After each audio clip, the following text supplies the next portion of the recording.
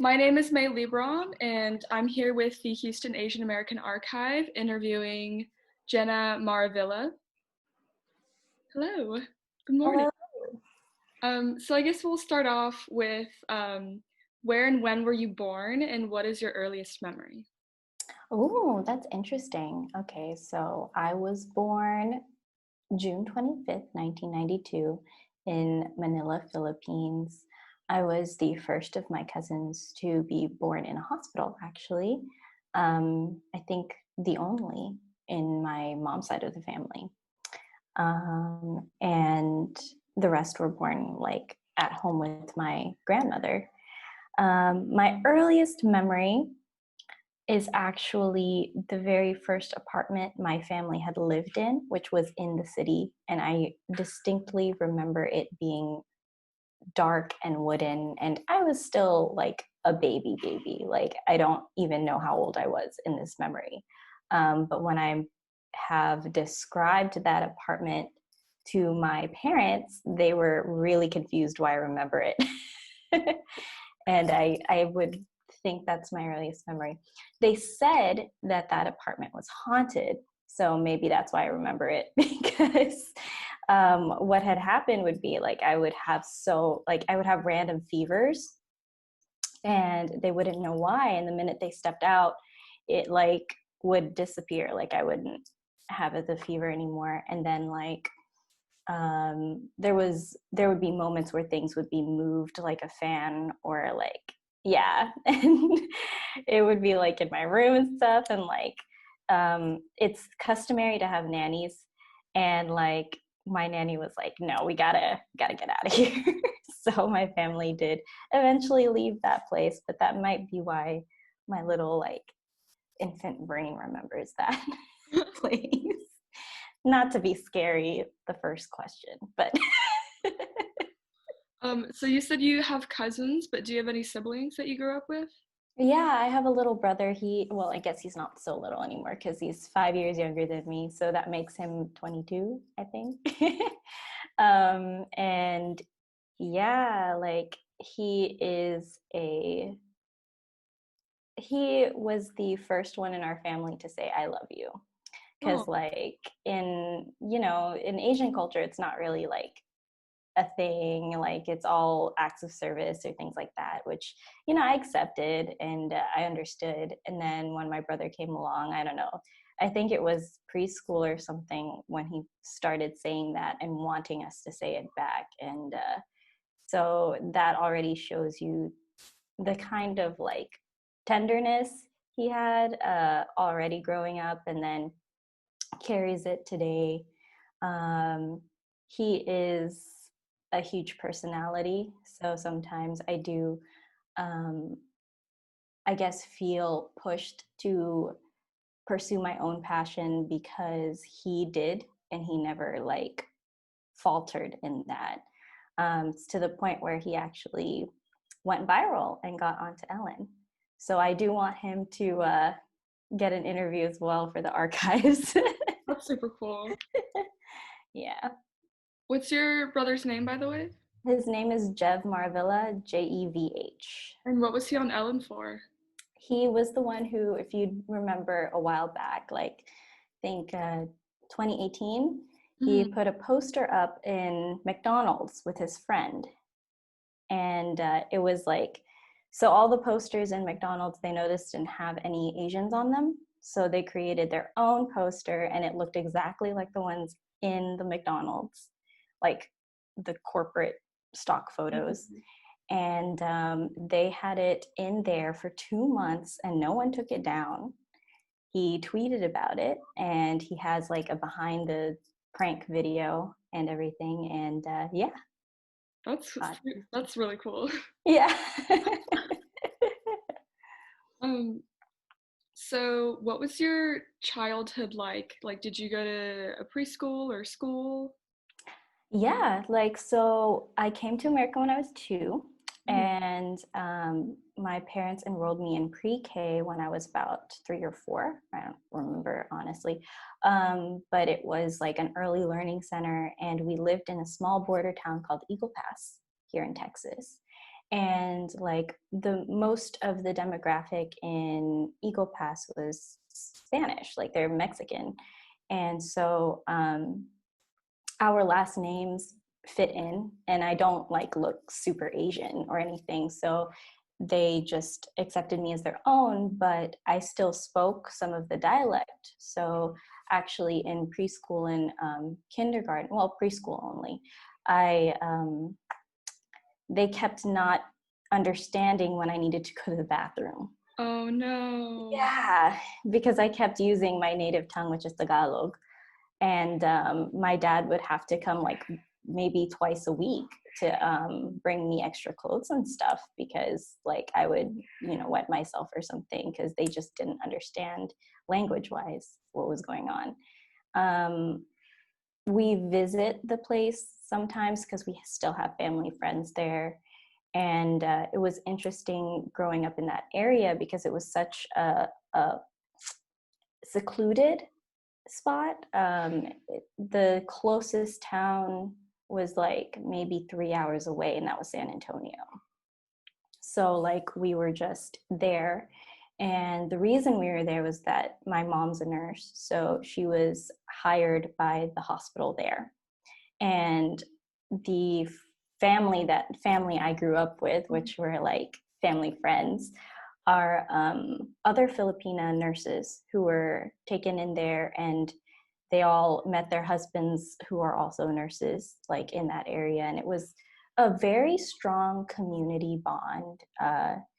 There was about, I would say, like 30 families strong that started off there. And then once, those parents had experience on their resumes and their contracts ended with that hospital, they moved to various parts of the United States. So most of us are actually in Houston as well. So yeah. So you And grew up around people who spoke Spanish. Did you I also speak did. Spanish? I think I like picked it up briefly, but in second grade we moved to Austin. Mm-hmm. So that was predominantly white back then. And growing up there from second to seventh grade, that's when I like experienced a lot of microaggressions. Yeah. And I didn't know the term for that then, but it just was uncomfortable. I had the lunchbox moment where I brought my chicken adobo there, Mm-hmm. and they would be like, "What's that? It looks gross," and things like. But I had a reverse lunchbox moment. This one little girl, one of those girls that like howls in recess or whatever and thinks they're a wolf.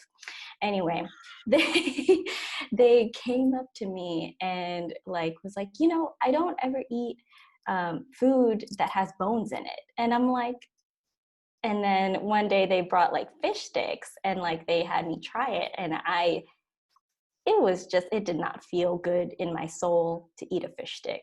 I was like, this is just not how it's supposed to be. So I had a reverse lunchbox moment. So I guess that kind of helped. Um, but I'm glad I never had like I felt like I've always had a strong sense of who I was and where I came from, because my family also tried their best to go back to the Philippines during the summer.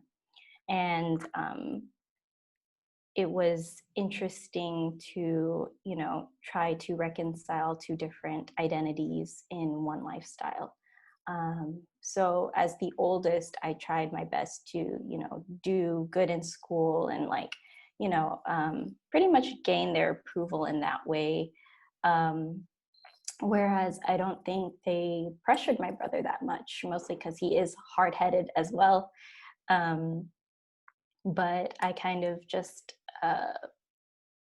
used grades and achievements as like a source of identity, because I didn't really know my Filipino-ness that well, aside from like vacations, which are not, that's not an accurate representation of their day-to-day life. And I actually didn't realize I was romanticizing the homeland until like quite recently when I was writing about it.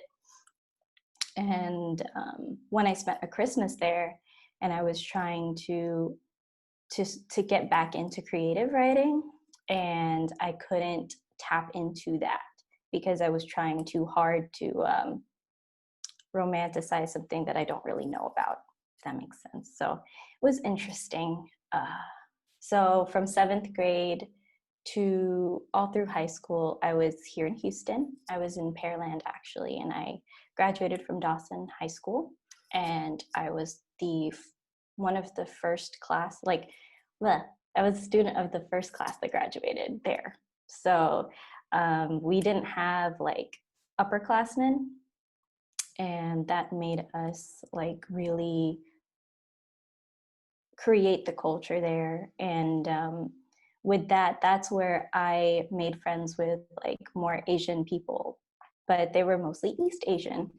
So they introduced me to like, you know, their lifestyle, boba, things like that. And I felt like I belonged, but there was like something different. Like whenever one of my Chinese friends came over and they saw me eating with my hands, they looked at me like I was disgusting. And I was like, oh, this is just how we eat, like in the Philippines. Like, it's not like, you know, you don't eat chicken nuggets with your hands, like tacos, things like that. So I didn't take offense to it, but it did like have a little ding in my head that, oh, like, you know, there are things that are different between the Asian cultures that, you know, some people don't understand, some people don't, you know, really respect, maybe things like that. And so in college, I really sought out a community that was Filipino, and that's when I joined the Philippine Student Association at Texas A&M. So I went there with the intention of being a pre-nursing degree. But I also started rebelling against the notion of becoming a nurse. And with that, like, I actually didn't focus on my studies. I didn't like take it too seriously, but I did make like lifelong friends, which, you know, as much as, you know, my parents hated me being in that organization, like they're the same people now that help me in my community organizing. And so they can't really fault me for what has happened. I got my act together once I was supposed to start applying to nursing schools 2 years in, and I was procrastinating on that. And my parents were pushing me and were confused because I never verbally, like, I would complain about it all, but I wouldn't like straight up tell them I don't want to be a nurse.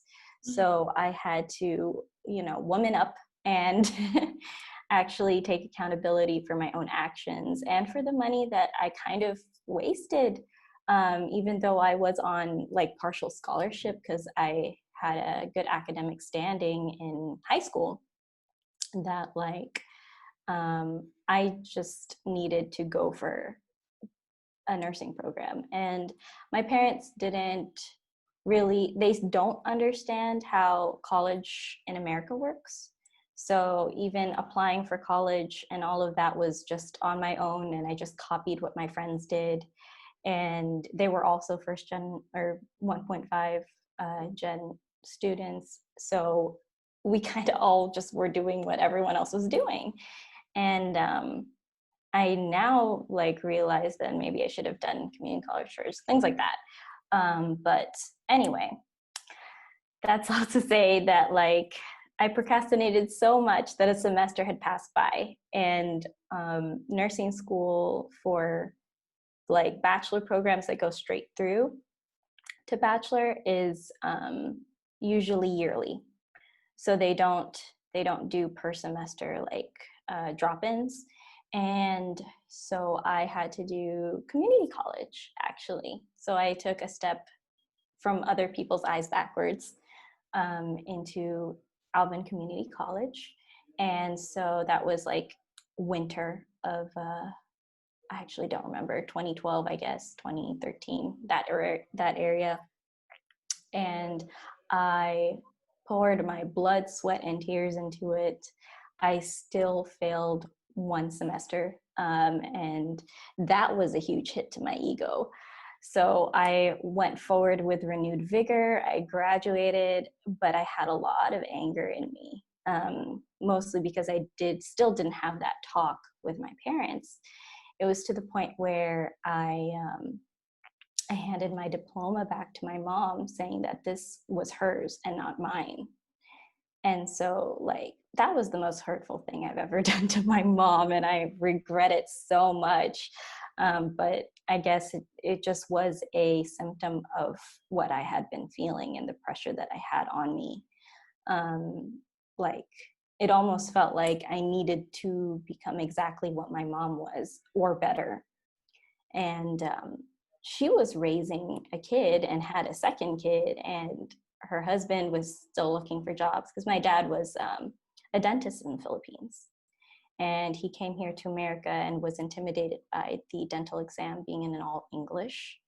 And he's great with tactile and like practicality and the application of it, but it was literally just the written exam that scared him to not pursue that. And so he did like dental assistant for a bit, and he's always had a passion for cooking, so he's catered out of our house ever since, like, regardless of where we've lived.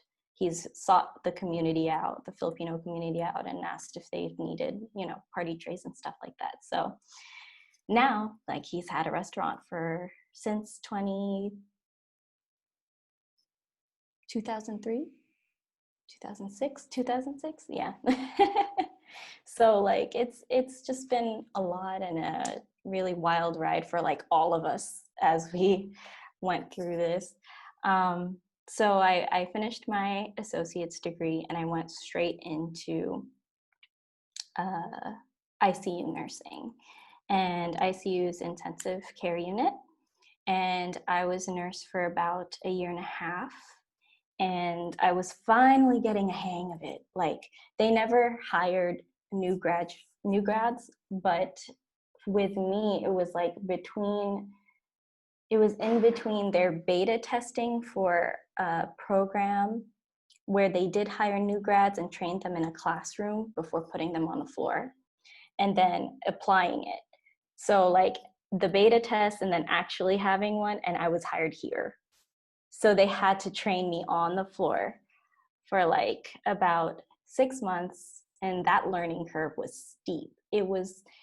I did my best every day, and I finally understood what that meant because it really humbled me.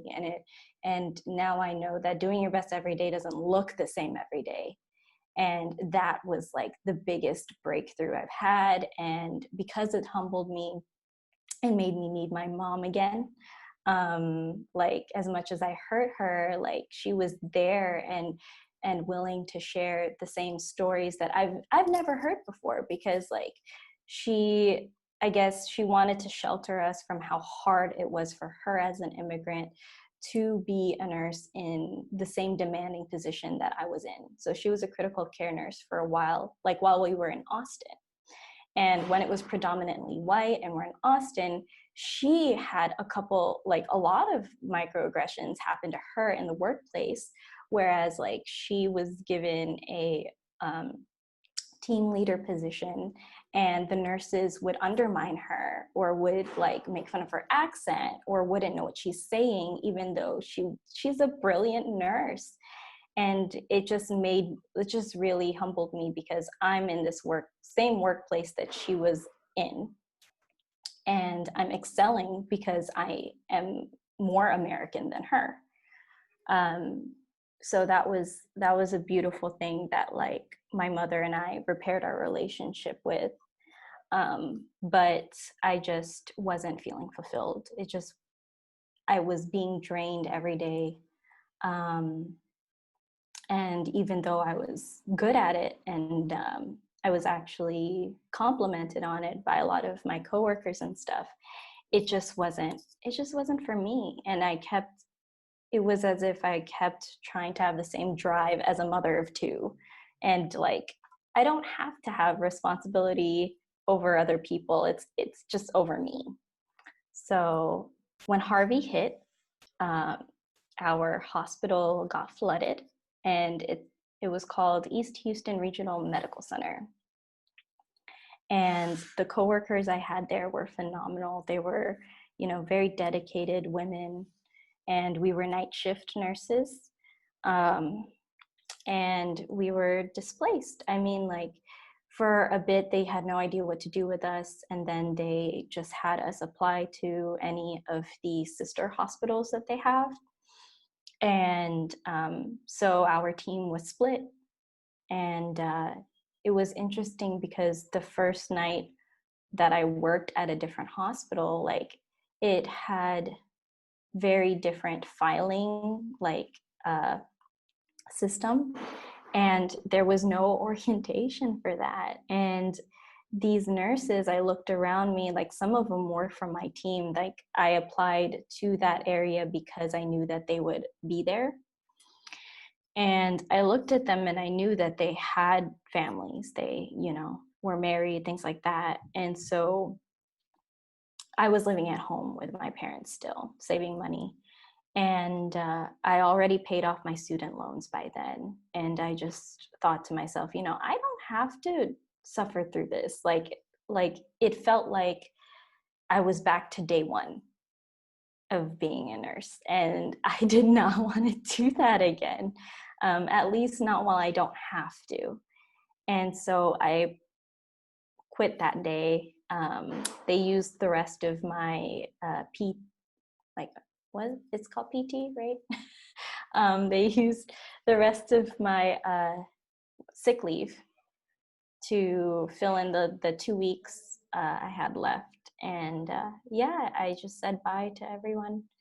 And my mom supported me all the way, but she didn't know that I was already set on leaving nursing, not just that job.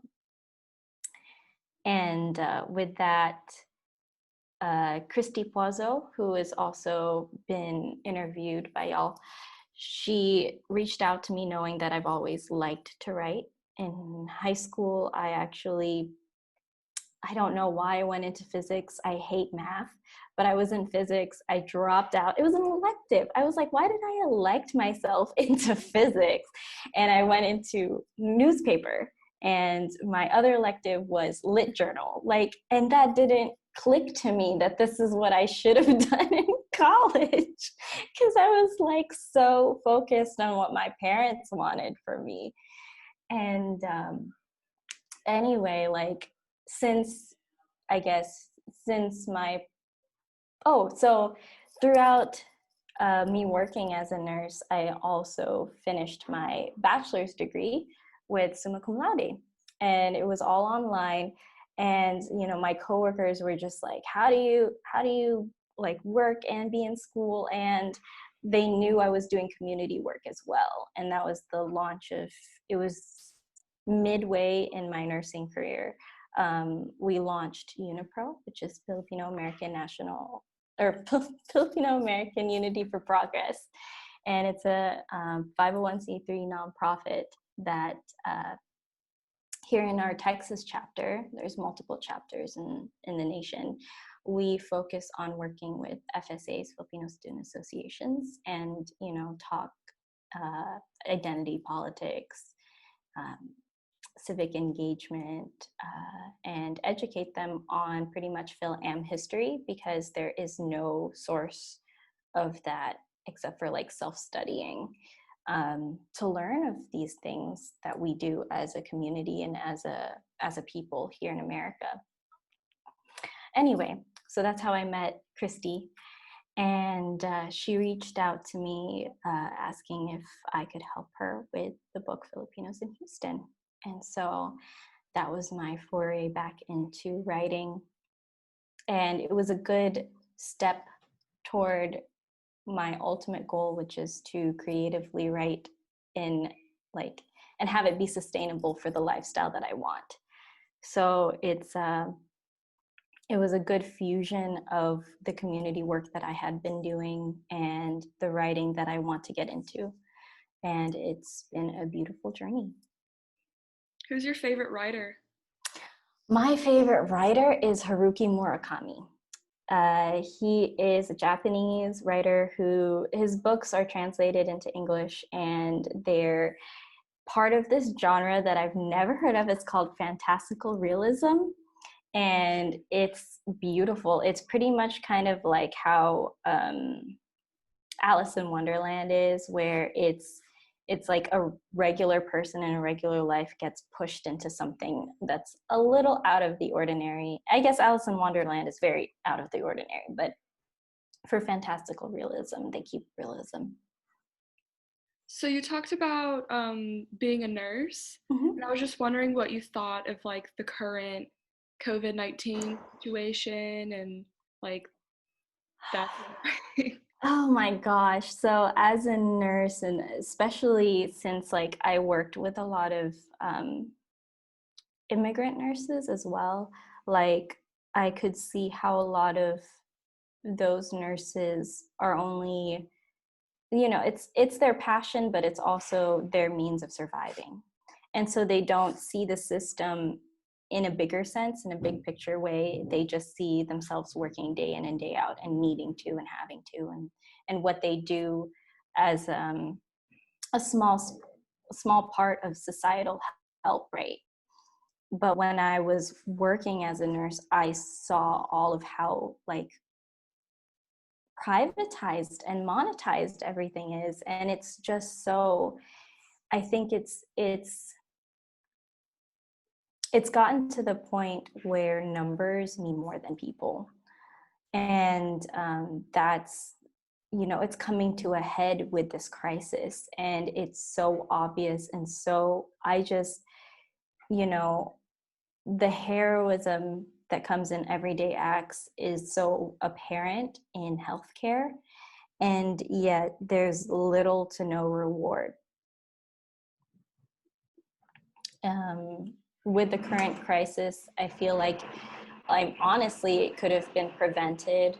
The biggest, like, prevented to a degree. Like, obviously, it's going to get here, but just in terms of just all the protective gear that's running out, and all of the overworked and underpaid staff, and most of these people aren't going to be, highlighted or put into a memorial or anything like that, and they're in the front lines of an invisible war. Like, we can't see this virus, like, and there's just not enough resources. I don't personally have like a healthcare plan or anything to solve that problem, but I think the best the best thing to do is also humanize those that are behind the mask, right? Um, because a lot of people tend to, when I was a nurse, tend to look at us as a glorified housemaid, or just someone, a waitress slash, things that are not considered a respectable like position to be in. And that has got to stop, and there should be more respect for these occupations. So I know like the virus has changed a lot of aspects in people's lives. So I know right now in Harris County there's an order where we all have to like stay inside until April 3rd or 4th. So I don't know if you're in Harris County, but how has the virus in general affected your life? So I am in Harris County, actually, Okay. and I miss eating out. But but in terms of like, so right now I'm a freelance editor and writer, and I'm more so focused on the editing aspect because I feel as though that's a service that is very much needed. Um, I actually, when the announcement had occurred and when all of this had started going down, I had to grieve for a bit because I was trying to pursue editing more aggressively. And my niche is I want to edit for grad students in Asian American or Filipino studies. And I do have a couple of clients in that.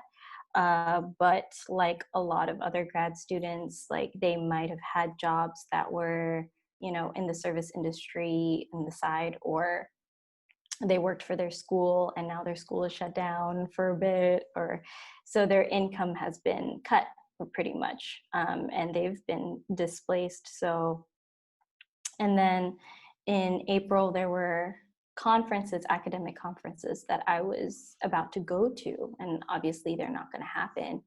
And I had to really pivot what it was that was my audience.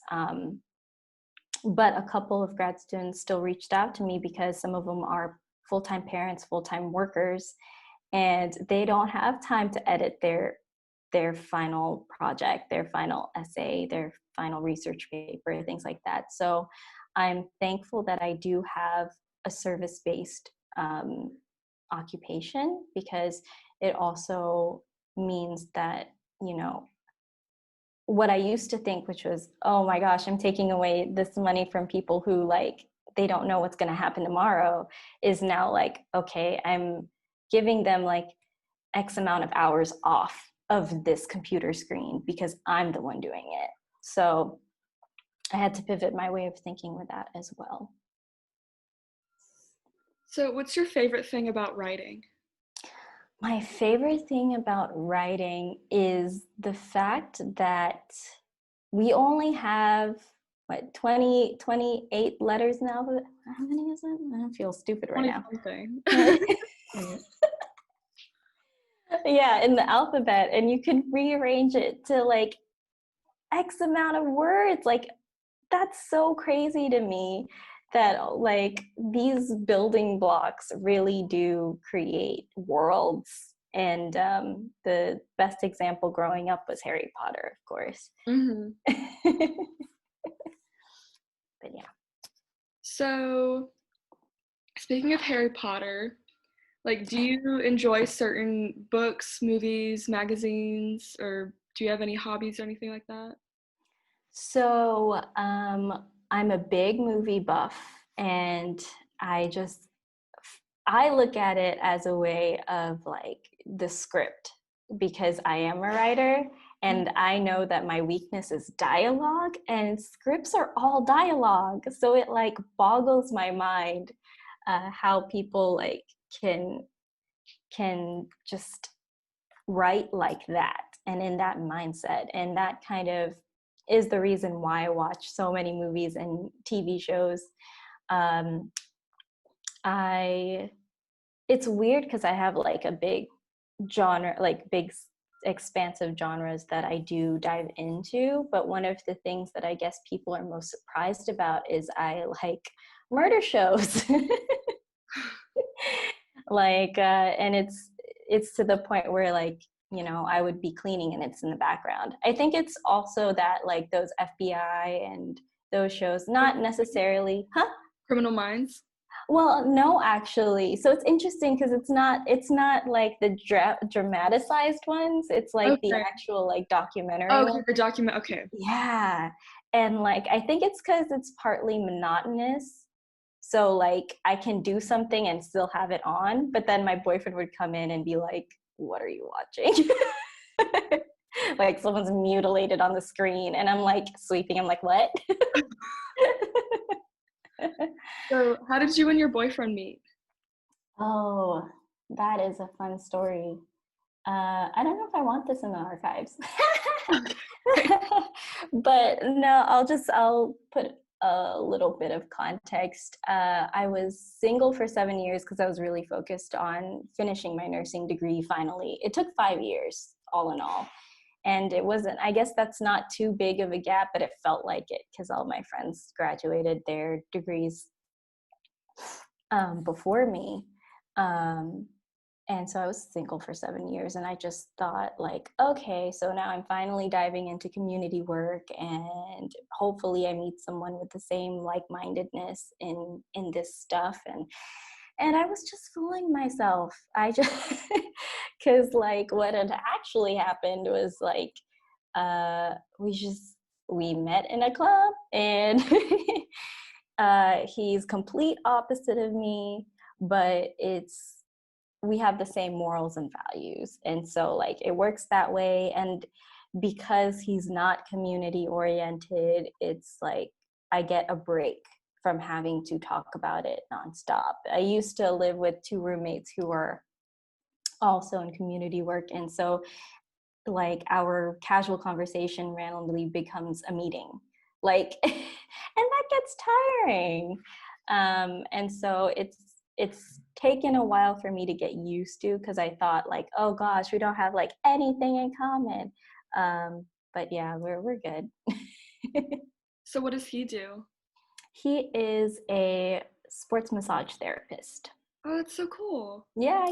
It's really great. It's his passion, and he's always so excited to get something new to work with, because he gets a lot of tools in his arsenal to do his work, and he's worked on like pro athletes, bodybuilders, and things like that. And it's so funny because these people would be like huge compared to him. He's not even a small person.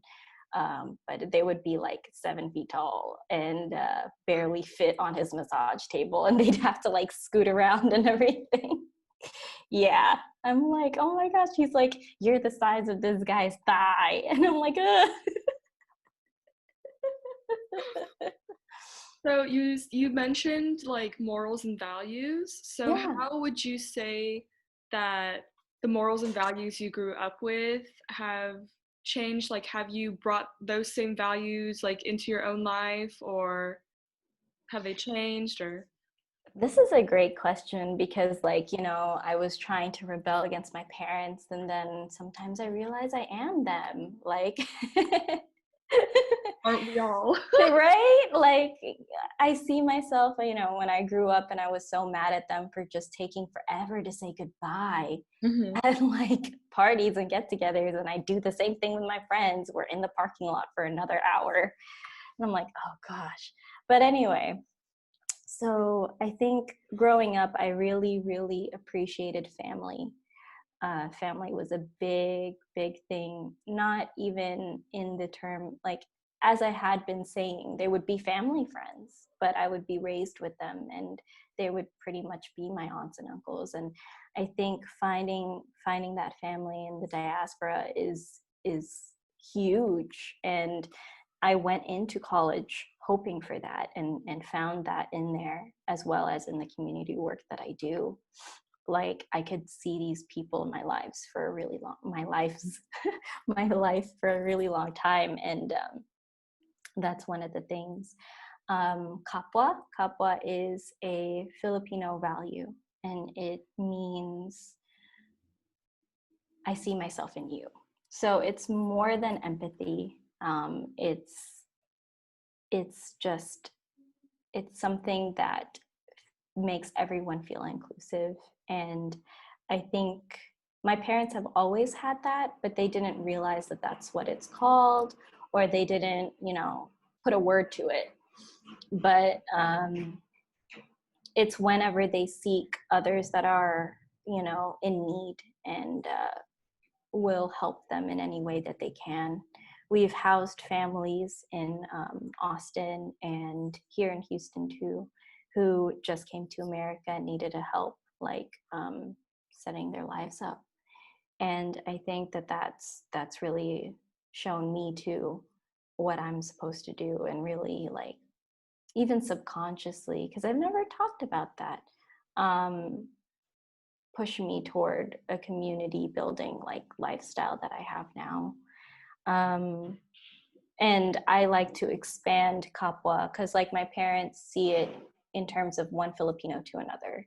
But because I grew up in America, like, there's just so many other types of people around me that I can't not expand that definition to others that I know and see. And it actually is part of our mission and vision as Unipro.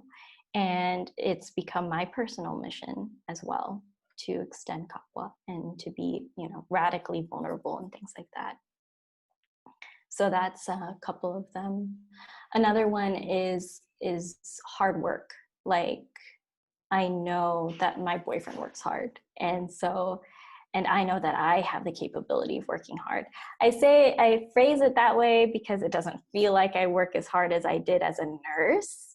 Mm-hmm. But I definitely do the best that I can, and I give my all in terms of like, so the way that I edit in my the way that I edit is not technical editing, which is just like diction and syntax and all that. It's conceptual. So I help string together big concepts, and that's why I like working with humanities students, because there's a lot of like random crumpled up post-it notes that they have and don't know what to do with, and I can help them tie it together to something cohesive and something that makes sense. And I, as a third party, because I've never been to those grad schools or programs and stuff like that, can make it so it sounds also more accessible and less um, academic than, you know, other research papers have to sound, if that makes sense. So yeah, hard work, kapwa, and family. So speaking of family, in your online article, I took a step back from being a nurse. I You read it. read I did read it. it? You said that your mother was diagnosed with cancer. How did that affect you and your family? So what was interesting about that is like that was when I was a nurse and I was still living at home, but I was night shift and my mom's day shift. So I didn't really get to see her actually in the same house. And when I found out, it had to be, it was like maybe a week after she actually found out, because I was working so many consecutive days. And so yeah, she told me a week after. So she at that point already accepted the diagnosis. It was at stage 0, thankfully, but it definitely, that was a jolt in me, because I knew that she's a pretty healthy person, like in terms of what she eats. Like she obviously gets a lot of you know, physical work through nursing, and like, yeah, she drank a lot of water, you know, everything everyone says you should be doing, except for the fact that I knew that she was always stressed, constantly stressed. And maybe she has anxiety and she doesn't realize it. You know, immigrant parents don't really talk about mental health. So that might have been one of the things that she's neglected, not realizing how important that is. But I personally felt like the stress manifested itself into that. And it was part of the reason why I decided to really go forward with what I want to do, and try to fulfill myself in that way, because um, there's only so much what ifs, or like, who could I have become? Um, yeah. So, can you recall the biggest challenge you faced in your career, whether that be in nursing or writing, and how did you overcome it? And what does it mean to the person you are today? These are such great questions.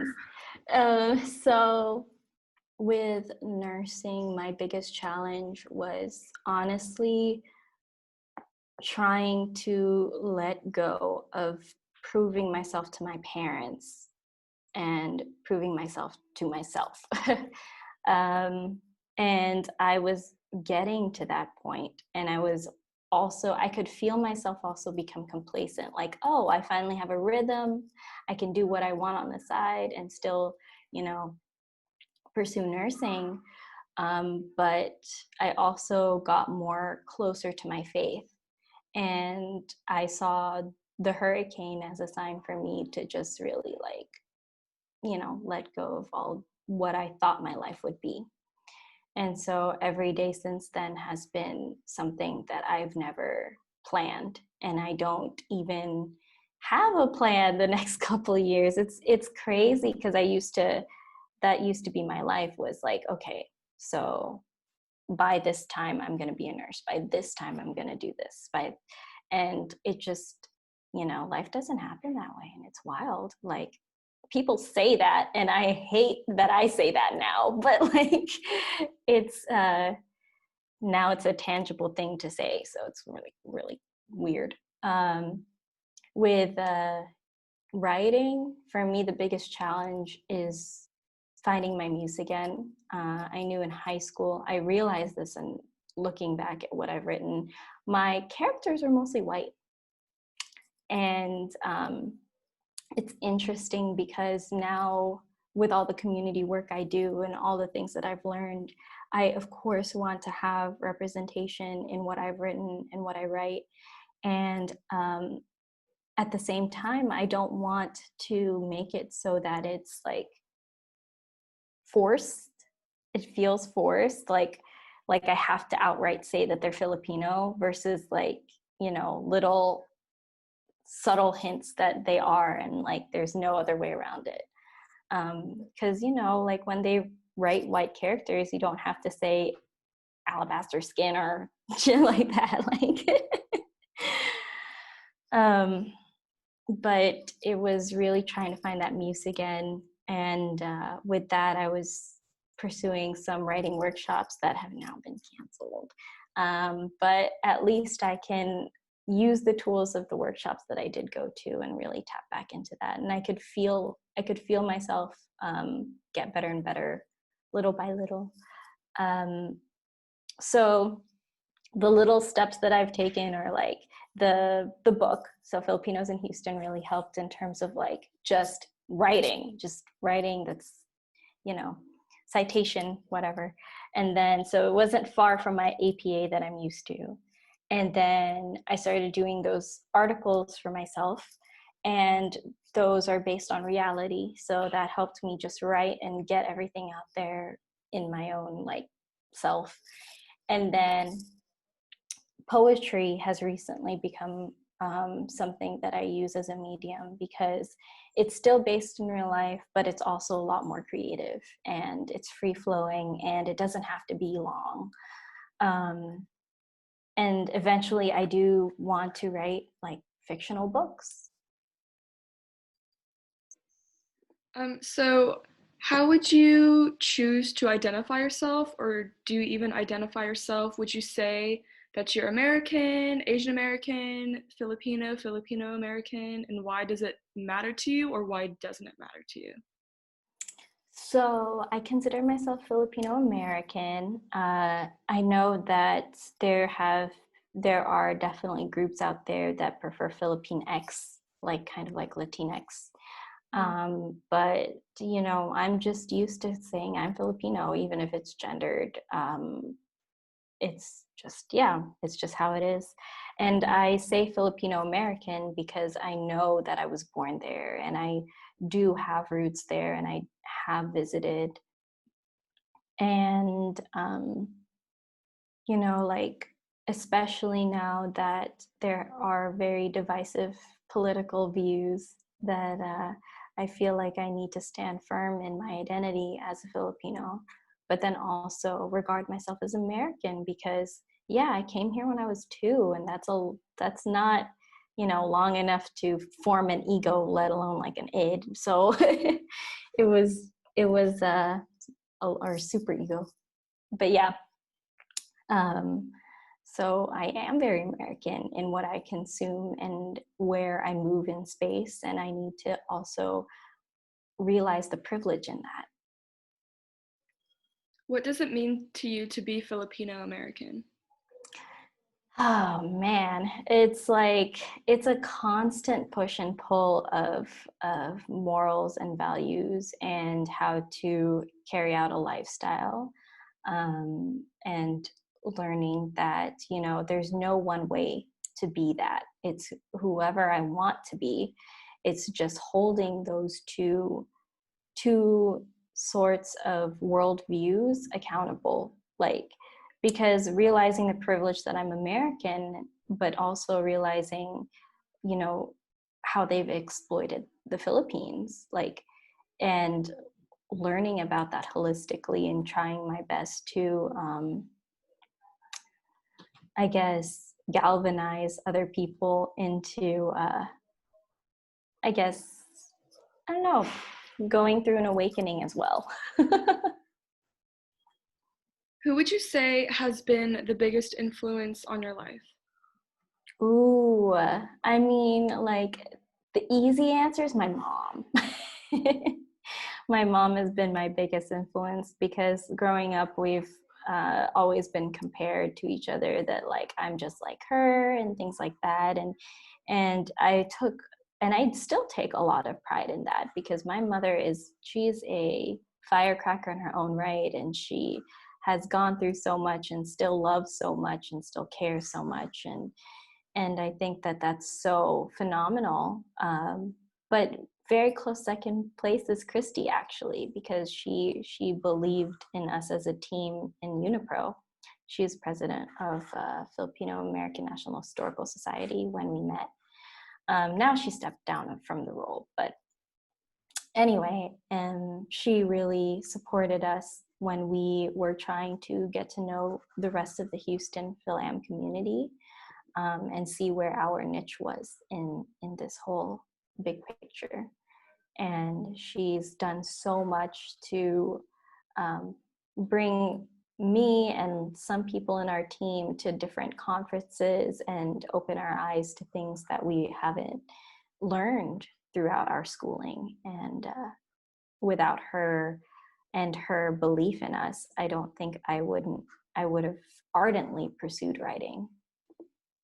So you talked a lot about being involved in the community. So Mm-hmm. besides Unipro, how are you involved in the community?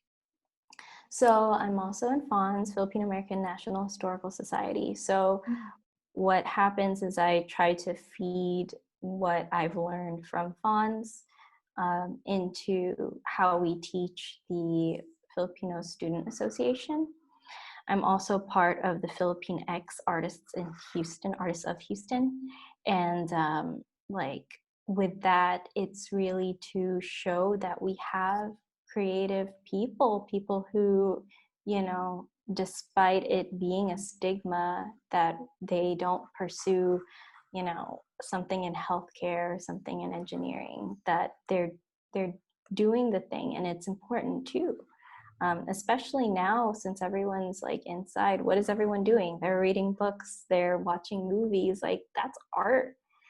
And it's important to do that. I'm also, Unipro is also under OCA, which is the Organization of Chinese Americans. And with that, we've definitely worked with the Pan-Asian community, and it's been really great to see what our similarities are and what our differences are, and how we can use those as strengths, and really, you know, try to pursue a more equal Asian American community. What would you say your proudest accomplishment is?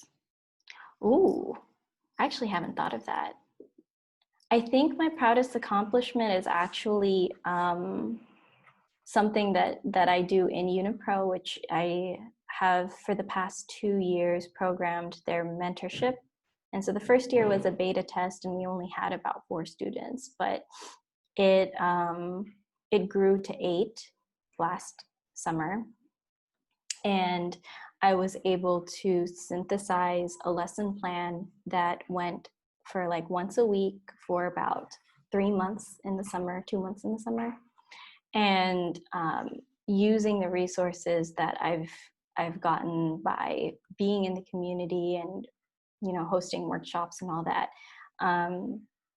Yeah, I've programmed that like pretty much from the bottom up, and it's it's been very eye-opening for the students that I work with. So I'm really excited about their own journeys and where they go from there. What are your hopes for the future, just in general? Wow. I want to be a best-selling author. I want to have, like, for America, I want it to be a little more socialist, if not, if anything, just because there are so many people in poverty for no reason. Like, they're working as hard as they can. Um, I want for my family to just be safe, because I do have like a cousin in Italy right now, and I have like the rest of my actual family's in the Philippines. So that's at the brink of martial law right now. And it's it's weird because all they're doing is sending me TikToks. So I don't know. I don't know how to feel about that. Like, do you guys know what's happening outside? But anyway, yeah, just to be safe, be able to visit them and everything pretty soon. My grandfather on my mother's side is supposed to turn 100 this year. Wow. Yeah, so we're really excited for that, but there's so much uncertainty. I hope in the future that,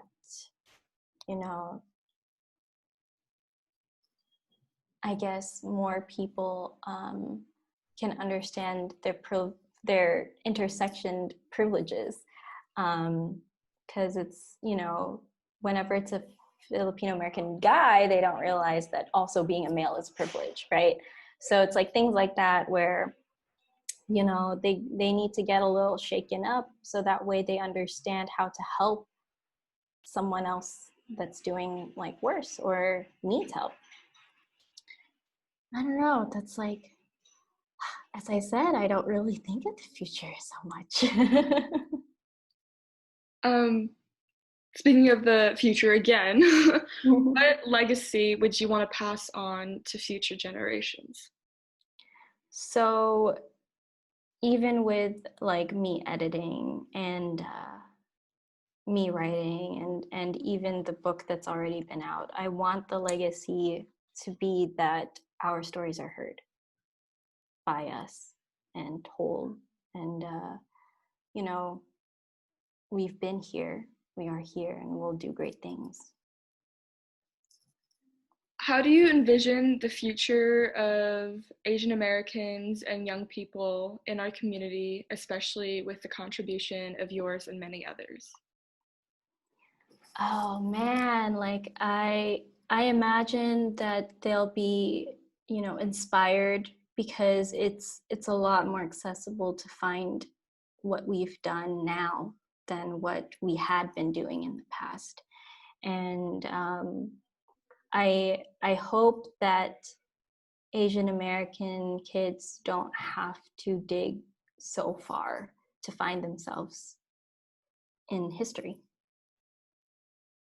And then my final question is, if future generations were to listen to this interview, or just anybody in general, do you have any wisdom you would like to pass on? Ooh, so I guess for me, any wisdom I'd like to pass on,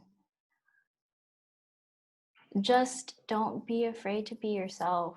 And that really means in terms of like everything you do and everything you say, you should really believe in what you're putting forward.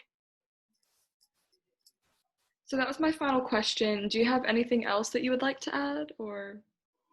Uh, Not necessarily. I wasn't prepared to ask anything myself or to add anything other than that. But I do want to say thank you, because this work is needed. Thank you for agreeing to be interviewed. I know it's a little weird with the setup as of right now, with the whole situation going on outside, and I think it's actually a great time to do so, because people are sitting at home reflecting finally and taking a breather. And because it's on here, like it's already recorded, like you don't have to spend another day trying to like record me or like get a voice clip versus a video clip, things like that. So I think it's a blessing in disguise. In its own right. I do hope to bring things soon to the library, but I know that isn't the best time right now. This weekend I'll be visiting my family, so they kind of have insisted, because both of them are pretty much, my parents are frontliners, because my dad owns a restaurant and is working with the community a lot. And then my mom is in healthcare.